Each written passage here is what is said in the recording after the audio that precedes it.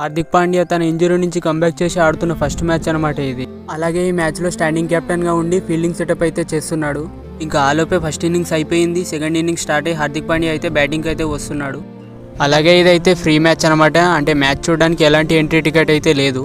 Free ఎందుకంటే కొన్ని domestic టోర్నమెంట్స్కి ఆదరణ తక్కువ. అలాగే ఆడియన్స్ కూడా మ్యాచ్ చూడడానికి స్టేడియంకి రారు కాబట్టి ఫ్రీ అయితే పెట్టారు. ఇక మ్యాచ్ అయితే అయిపోయింది. హార్దిక్ పాండ్యా తన బౌలింగ్లో ఒక వికెట్ తీసి బ్యాటింగ్లో 77 రన్స్ చేసి తన టీంని గెలిపించినందుకు గాను player of the match award అయితే ఇచ్చారు. ఇంకా మేము బయటకు వచ్చి చూసేసరికి పార్కింగ్లో ఫుల్ వెహికల్స్తో మొత్తం నిండిపోయి ఉంది.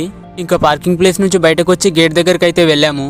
గేట్ దగ్గర హార్దిక్ పాండ్యా కోసం వెయిట్ చేశాను. అంతలోపే మా ముందు నుంచి కార్లో వెళ్ళిపోయాడు. ఇంకా అక్కడ నుంచి డైరెక్ట్గా రెస్టారెంట్కి అయితే వెళ్ళిపోయాము.